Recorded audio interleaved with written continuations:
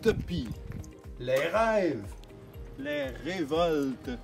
l'oxygène de la culture. Je suis Ramon Vitesse du Biblio Vélo. Bonjour, moi c'est Ramon Vitesse, puis je suis ici ce matin à la maison par la magie d'Internet pour une capsule sur un abécédaire. Mais qu'est-ce qu'un abécédaire? C'est dans le fond, c'est de jouer, de s'amuser avec les lettres et de créer un petit quelque chose pour se distraire dans le fond parce qu'on est tous dans la maison et des fois on se demande quoi faire. Les lettres, moi j'adore ça. Quand on apprend en tout premier lieu à l'école à lire, à écrire, une des choses qui est fascinante, c'est que l'être humain va commencer des fois à imaginer ou à préférer la lettre de son prénom, par exemple, ou la lettre qui rappelle, admettons, un animal ou qui a un très beau son.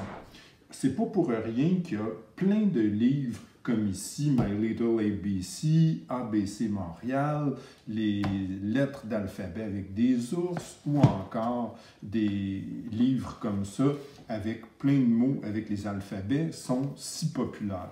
C'est pas étonnant, et c'est peut-être aussi une inspiration pour s'amuser nous-mêmes avec les lettres. Justement, les lettres, quand on regarde dans les différentes sortes de livres, on peut en voir de toutes les sortes. Ça s'appelle la typographie, si tu veux retenir un mot savant. Et c'est ça, il existe plein de livres là-dessus. Les lettres, ça nous vient de très loin. Ce qui est intéressant pour moi qui aime dessiner, peut-être comme toi, c'est que les lettres, à l'origine, c'était des dessins, un peu comme les hiéroglyphes des Égyptiens. Ici, quand tu regardes, tu vois toutes les transformations qu'a pris dans l'histoire des pays, dans l'histoire des civilisations, la lettre E avant de nous arriver telle qu'on la connaît maintenant. Ou encore la lettre, ça ici c'est la lettre M. Au début, l'espèce de vague qui venait du mot O était debout. Absolument fascinant et bizarre, spécial, et c'est devenu vers la fin le M qu'on connaît. Ce que j'aime beaucoup dans des vieux dictionnaires, c'est qu'on avait, par exemple, ici, si tu approches et tu regardes attentivement, on illustrait la première lettre de la page du dictionnaire avec plein de dessins de mots. Alors, on peut s'amuser, ça peut être un très beau projet que de faire ici la lettre A, on a une toile d'araignée, on a un avion, on a une auto, un ancre, un aigle, une autruche, un arrosoir, âne, arbre. C'est vraiment très beau pour commencer une page d'alphabet. Autrement, ce qu'on peut faire, c'est s'amuser avec les lettres. Les lettres, on peut revenir un peu comme on en parlait tout à l'heure, puis faire des dessins avec les lettres. Ici, c'est absolument magnifique. On fait des personnages avec les lettres. Tu peux faire donc comme ça ici. C'est très simple. Une tête, leur faire des pieds. Ici, on imagine le G avec un bonhomme qui fait un rond.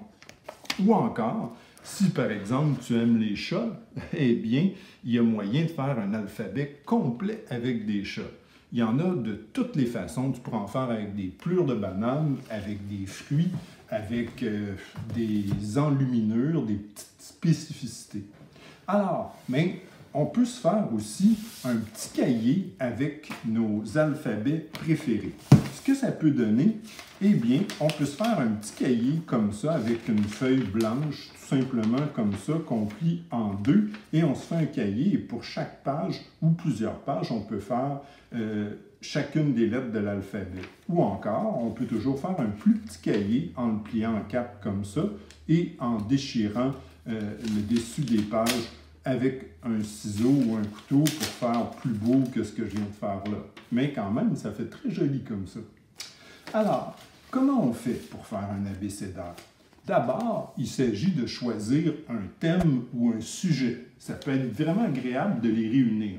Par exemple, tu peux décider de faire un abécédaire avec les noms ou les prénoms de tes amis. Par exemple, ça pourrait être Annabelle, Aïcha, Antoine, et pour chacun, tu pourrais prendre leur photo, ils pourraient t'envoyer leur photo, puis tu la colles à côté de leur nom, et tu vas avoir un abécédaire avec des noms. Tu pourrais faire Monzou, les animaux que tu apprécies ou qui t'allument, que tu trouves sympa. Tu peux faire aussi tes mots favoris. En cherchant dans le dictionnaire, ça peut être une bonne façon de trouver des mots « wow, abracadabra ». Et tu peux faire peut-être des mots de magie. Encore, des villes ou des pays.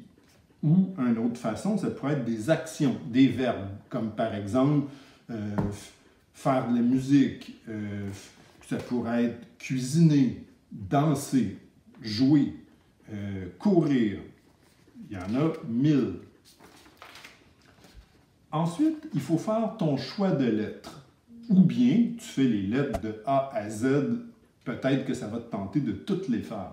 Mais sinon, tu peux dire, je vais faire les lettres de A à E, ou encore quelques lettres où j'ai des mots en fonction de mon thème ou de mon sujet. Donc, ici, je donnais l'exemple, A avec Aïcha, Annabelle, Antoine.